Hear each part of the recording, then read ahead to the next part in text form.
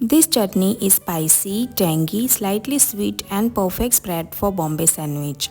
Hello, today let's make a flavorful green chutney perfect for Bombay sandwich.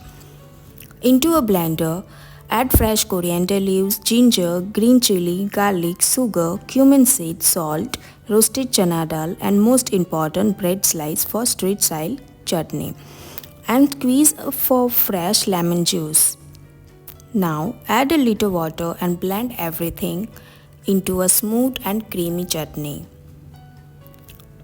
Store it in fridge and enjoy with your favorite snacks. Hope you like my recipe. Then don't forget to like and subscribe to our channel. Bye bye.